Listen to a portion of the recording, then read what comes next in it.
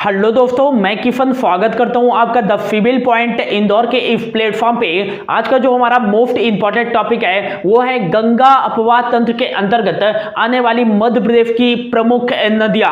तो लास्ट तक बने रहिएगा। चलिए स्टार्ट करते हैं। आज जो हम जिस नदी के बारे में डिस्कशन करने वाले हैं उसका नाम है फोन नदी। और फोन नदी जो है वो किस अपवाह तंत्र के अंतर्गत आता है? तो मध्य प्रदेश के जो है गंगा अपवाह तंत्र के अंतर्गत फोन नदी आता है। गंगा अपवाह तंत्र जो है मध्य प्रदेश का सबसे बड़ा अपवाह तंत्र है। इसका पार्ट 1 जो है हमने कवर कर लिया है। पार्ट 2 गंगा अपवाह तंत्र का हम पढ़ने जा रहे हैं। तो फोन नदी से याद रखिएगा, सबसे पहला क्वेश्चन बन सकता है कि फोन नदी का जो है उद्गम कहां से होता है? तो यहां पर आपको दिखेगा मध्य प्रदेश के मैप पे अनूपपुर आपको दिखेगा।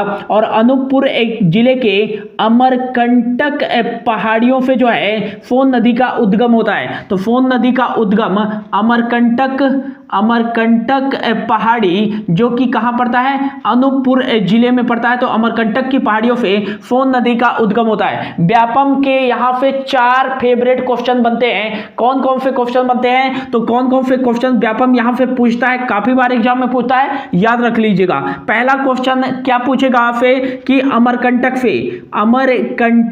से टोटल जो है कुल कितनी नदियों का उद्गम होता है? कितनी नदियों का उद्गम होता है? पहला व्यापम का मोस्ट फेवरेट जो क्वेश्चन है यहां से पूछने का। यदि व्यापम पूछेगा तो यहां से पहले इसको प्रायोरिटी देगा ये क्वेश्चन पूछने की। तो याद रखिएगा कि अमरकंटक से यहां पर आपको ऑप्शन में दे देगा पहला 2, दूसरा 3 और चौथा तीसरा दे देगा 4 और चौथा ऑप्शन दे देगा 5। तो याद रखिएगा कि अमरकंटक से 3 नदियों का उद्गम होता है। लेकिन दूसरा यहां से क्वेश्चन क्या पूछता है व्यापम कि अमरकंटक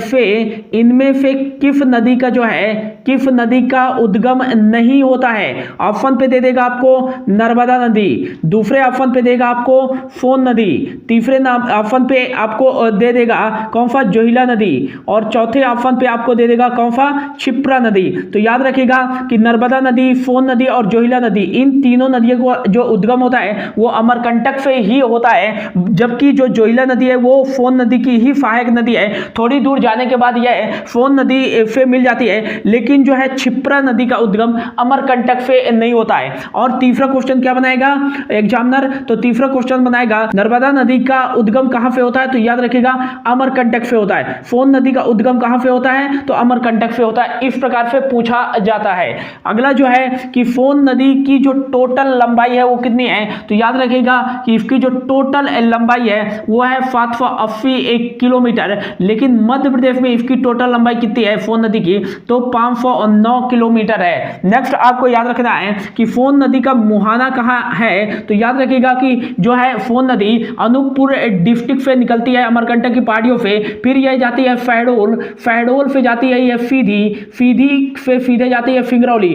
तो मध्य प्रदेश के कितने जिलों से जो है यह सोन नदी प्रवाहित होती है? तो 4 जिलों से, अनूपपुर, फैडोल, सीधी, फिंगरौली से यह मिर्जापुर होती हुई है कहां प्रवेश कर जाती है? यूपी में। और यूपी से फिर यह प्रवेश करती है कहां? बिहार में। और बिहार से थोड़ा जो हिस्सा है इसका झारखंड में पड़ता है। काफी बुक्स में आपको दिखेगा कि यह झारखंड में नहीं जाती है, लेकिन थोड़ा सा हिस्सा जो है ये झारखंड में ही जाती है सोन नदी, याद रखिएगा। फिर जो है झारखंड के बाद बिहार जाती है। और बिहार के पटना के दानापुर के पास जो है यह गंगा नदी से मिल जाती है। तो यदि पूछा जाए कि सोन नदी जो है किस नदी की सहायक नदी है? तो याद रखिएगा यह गंगा नदी की सहायक नदी है। और इसका जो मुहाना है वो पटना बिहार में है। पटना बिहार में यह गंगा नदी से मिल जाती है। सोन नदी कितने राज्यों से होकर बहती है? तो पहला जो हो जाएगा मध्य प्रदेश, दूसरा जो हो जाएगा वो हो जाएगा उत्तर प्रदेश, तीसरा हो जाएगा झारखंड, और चौथा जो राज्य हो जाएगा बिहार।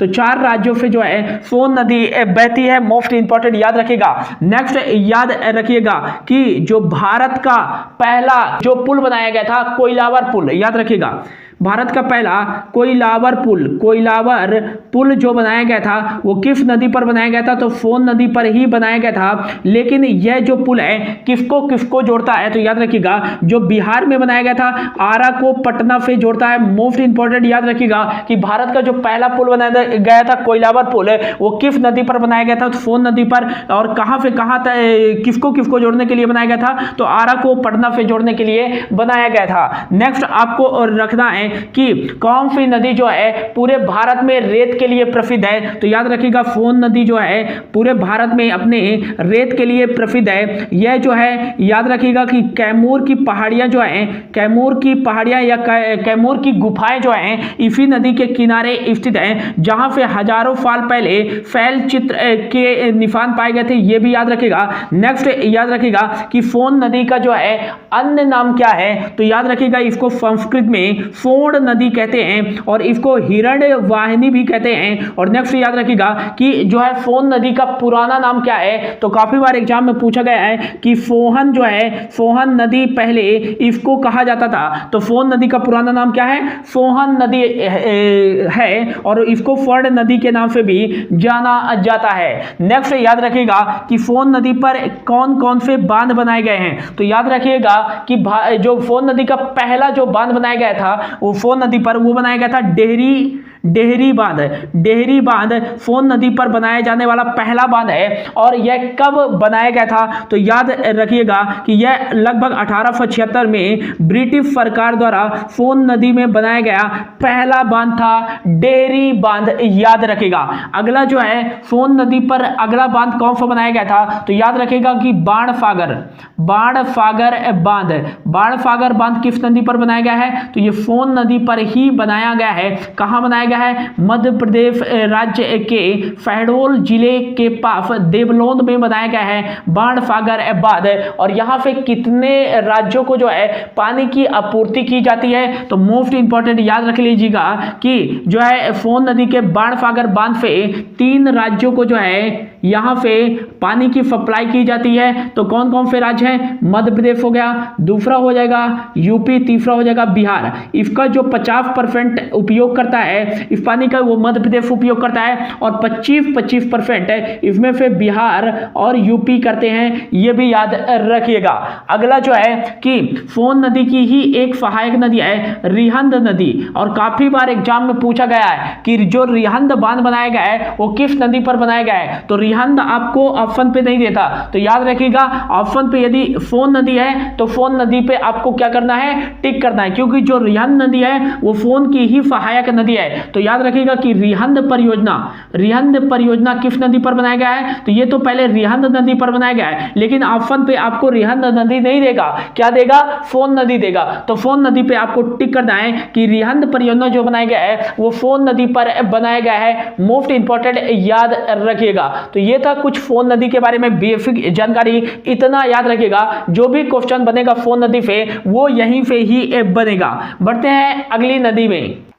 अगला जो रिवर है हमारा वो है कौन सा? तो तम्फा रिवर या कि टोंफ नदी भी इसको कहते हैं। तो याद रखिएगा कि अगली नदी कौन सी है हमारी? तो तम्फा नदी है। इसको टोंफ नदी के भी नाम से भी जाना जाता है। याद रखिएगा कि यह किस अपवाह तंत्र के अंतर्गत आता है? तो यह भी गंगा अपवाह तंत्र के अंतर्गत आता है तम्फा नदी। अच्छा, इसकी लंबाई कितनी है? तो तम्फा नदी की जो टोटल लंबाई है वो है 320 किलोमीटर। और इसका उद्गम कहां से होता है? तो मध्य प्रदेश के सतना जिले के पास, यहीं पास आपको पड़ेगा क्या? मैहर। और मैहर के पास ही पड़ेगा आपको कैमूर की पहाड़ियां दिखेगी और कैमूर की पहाड़ियों से ही इसका उद्गम होता है तम्फा या टोंफ नदी का। लेकिन इसका पहले तो उद्गम लिख लीजिए कहां?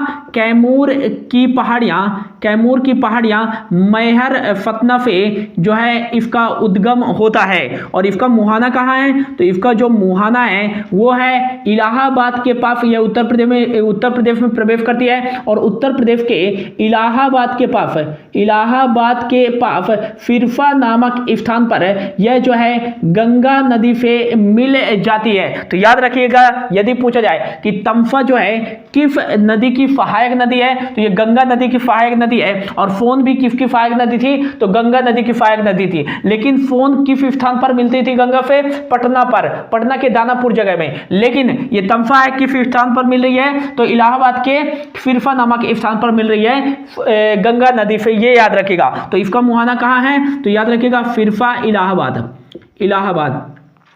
नेक्स्ट याद रखना है आपको, क्या याद रखना है कि टोंस नदी पर जो है कुछ प्रमुख जलप्रपात है, मोस्ट इंपॉर्टेंट है, काफी बार, हजारों बार जो है यहां से क्वेश्चन बन चुका है, वेरी इंपॉर्टेंट कर लीजिएगा इस क्वेश्चन से। पहला जो है कि चचाई जलप्रपात है, चचाई जल प्रपात किस नदी पर बनाया गया है, तो याद रखिएगा कि यह बीहड़ नदी पर बनाया गया है, बीहड़ नदी पर बनाया गया है। और बीहड़ नदी जो है किस नदी की सहायक नदी है, तो ये टोंस या तमसा नदी की सहायक नदी है, बीहड़ नदी, मोस्ट इंपॉर्टेंट याद रखिएगा। और चचाई जलप्रपात जो है मध्य प्रदेश का सबसे बड़ा जलप्रपात कौन सा है, तो ये चचाई जलप्रपात है। इसकी ऊंचाई कितनी है, 130 मीटर जो है चचाई जलप्रपात की ऊंचाई है और यह मध्य प्रदेश का सबसे बड़ा जलप्रपात है, जो कि बीहड़ नदी, जो कि तमसा नदी की सहायक नदी है। यदि बीहड़ नदी आपके ऑप्शन पे नहीं है तो आपको क्या टिक करना है, तमसा रिवर एक करना है। नेक्स्ट याद रखिएगा कि पूर्वा जलप्रपात है, पूर्वा जलप्रपात किस नदी पर है, तो याद रखिएगा यह टोंस नदी पर ही है, पूर्वा जलप्रपात है। अगला जो है वो है एक क्योटी जलप्रपात एवं पियावन जलप्रपात है। क्योटी जलप्रपात और पियावन जलप्रपात है, ये जो दोनों जलप्रपात कहाँ है, तो ये महाना नदी जो कि किसकी सहायक नदी है, तमसा की सहायक नदी है, इसी नदी पर है क्योटी जलप्रपात और पियावन जलप्रपात है। और अगला जो है मोस्ट इंपॉर्टेंट बहुटी जलप्रपात है और इसको बहुती के नाम से भी जाना जाता है और बहुटी भी कहा जाता है। तो बहुटी जलप्रपात जो है किस नदी पर है, तो याद रखिएगा फेलर नदी पर है, फेलर नदी जो कि तमसा नदी की ही सहायक नदी है। लेकिन यहां से क्वेश्चन इस टाइप से नहीं बनेगा, क्वेश्चन क्या बनेगा कि मध्य प्रदेश का सबसे ऊंचा जलप्रपात कौन सा है, तो याद रखिएगा बहुटी जलप्रपात है। चचाई जलप्रपात आपको टिक नहीं करना है, यह मध्य प्रदेश का सबसे बड़ा जलप्रपात है, लेकिन सबसे ऊंचा जो है बहुटी जलप्रपात है। कहां स्थित है, तो यह किस नदी पर स्थित है, ऐसा पूछेगा तो याद रखिएगा फेलर नदी। यदि फेलर नदी ऑप्शन पे नहीं है तो आपको तमसा नदी पे क्लिक करना है या टिक करना है। नेक्स्ट आपको याद रखना है कि इसकी जो है ऊंचाई कितनी है, तो 198 मीटर है, जबकि चचाई जलप्रपात की ऊंचाई कितनी थी, 130 मीटर थी। यह भी याद रखिएगा, मोस्ट इंपॉर्टेंट है। नेक्स्ट आपको याद रखना है कि जो ऋषि वाल्मीकि थे, ऋषि वाल्मीकि जी का आश्रम जो है किस नदी के किनारे स्थित है, तो तमसा नदी के किनारे स्थित है, यह भी याद रखिएगा। अगली जो नदी है हमारी वो है ताप्ती नदी मोस्ट इंपॉर्टेंट याद रखिएगा। लेकिन यदि पूछा जाए कि ताप्ती नदी जो है किस अपवाह तंत्र के अंतर्गत आता है, तो याद रखिएगा यह ताप्ती अपवाह तंत्र के अंतर्गत आता है। ताप्ती अपवाह तंत्र जो कि मध्य प्रदेश का तीसरा सबसे बड़ा अपवाह तंत्र है। लेकिन यदि पूछा जाए मध्य प्रदेश का सबसे बड़ा अपवाह तंत्र, तो गंगा, दूसरा सबसे बड़ा अपवाह तंत्र मध्य प्रदेश का तो ये नर्मदा हो जाएगा, और तीसरा सबसे बड़ा आ जाएगा ताप्ती अपवाह तंत्र। और ताप्ती अपवाह तंत्र के अंतर्गत कौन सी नदी आती है, ताप्ती नदी आती है। ताप्ती नदी का उद्गम कहां से होता है, तो याद रखिएगा इसका जो उद्गम होता है वो बैतूल जिले के जो है सतपुड़ा पर्वतमाला में ही एक पहाड़ी है जिसको कालीसिंध पहाड़ी कहा जाता है, कालीसिंध पहाड़ी कहा जाता है। और कालीसिंध पहाड़ी की ही सबसे ऊंची चोटी है मुल्तई।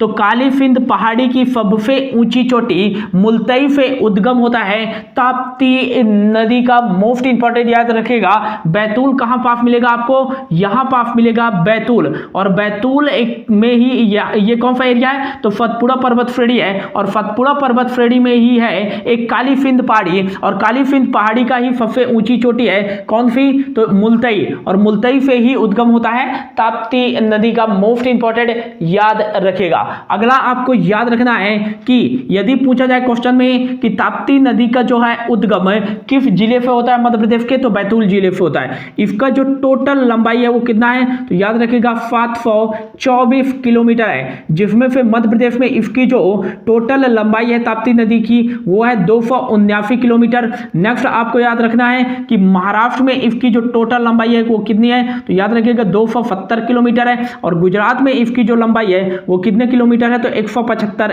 किलोमीटर है। अगला आपको याद रखना है कि जो ताप्ती नदी है वो जो है कितने राज्यों से बहती है, तो याद रखिएगा कि ये 3 राज्यों में बहती है ताप्ती नदी। पहला तो हो जाएगा मध्य प्रदेश, दूसरा हो जाएगा महाराष्ट्र, और तीसरा हो जाएगा गुजरात राज्य। यदि पूछा जाए कि ताप्ती नदी जो है इसका मुहाना कहाँ है, तो याद रखिएगा ताप्ती नदी का मुहाना, इसका मुहाना कहाँ है, तो ये है खंबात की खाड़ी, खंबात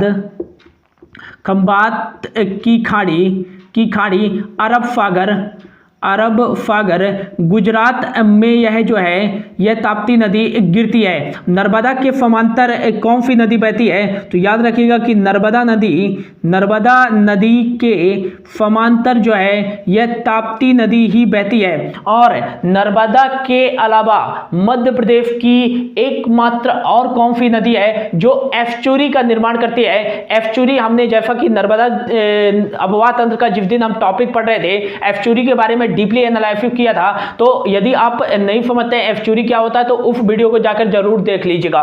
तो एस्चुरी का निर्माण, तो मैं क्वेश्चन क्या पूछा हूं कि नर्मदा नदी के अलावा जो है एकमात्र नदी मध्य प्रदेश की और कौन सी है जो एस्चुरी का निर्माण करती है, तो ये ताप्ती नदी है। मोस्ट इंपॉर्टेंट याद रख लीजिएगा। और जो है ताप्ती नदी किस दिशा में बहती है, तो ये पूर्व से पश्चिम दिशा में बहती है। कौन सी नदी, तो ताप्ती नदी बहती है। मोस्ट इंपॉर्टेंट ये भी याद रखिएगा।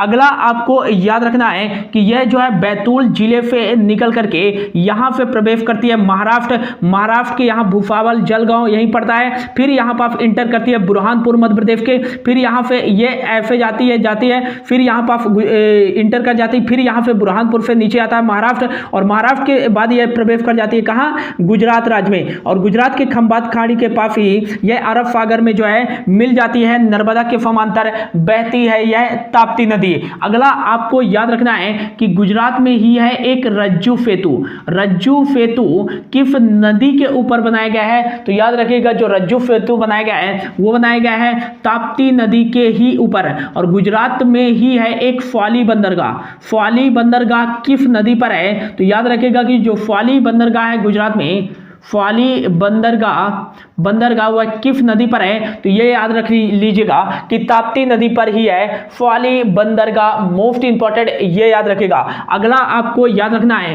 कि बैतूल में जो है ताप्ती नदी एक बांध बनाती है, 2 बांध बनाती है। पहला जो है चंदौला बांध किस नदी के द्वारा बनाया जाता है, तो ताप्ती नदी के द्वारा बनाया जाता है। और कहां बनाया गया है, तो याद रखिएगा कि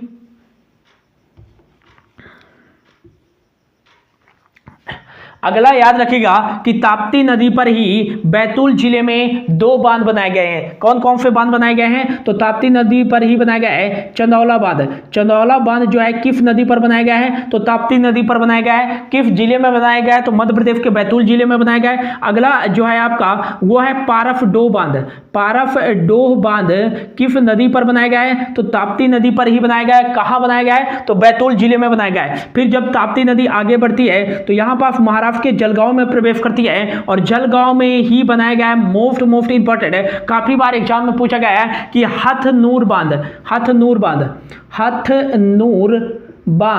किस नदी पर बनाया गया है, तो ताप्ती नदी पर ही बनाया गया है। लेकिन कहां बनाया गया है, तो महाराष्ट्र के जलगांव में बनाया गया है। यदि पूछा जाए कि हथनूर बांध किस राज्य में बनाया गया है, तो महाराष्ट्र राज्य में। कहां बनाया गया है, जलगांव में बनाया गया है। किस नदी में बनाया गया है, ताप्ती नदी पर बनाया गया है। फिर आगे चले तो यहां पर आगे चले तो गुजरात में 2 से 3 परियोजनाएं चल रही हैं ताप्ती नदी पे। पहला तो हो जाएगा ताप्ती नदी पर गुजरात में कौन सा बांध बनाया गया है, तो मोस्ट इंपॉर्टेंट, काफी काफी बार एग्जाम में पूछा गया है कि उकई बांध किस राज्य में स्थित है, गुजरात राज्य में स्थित है, ये याद रखेगा। लेकिन उससे भी इंपॉर्टेंट है कि उकई बांध जो है किस नदी पर बनाया गया है, तो याद रखिएगा कि यह ताप्ती नदी पर बनाया गया है। उकई बांध कहां बनाया गया है, गुजरात राज्य में। अगला जो है काकरापारा, काकरापारा, काकरापारा, काकरापारा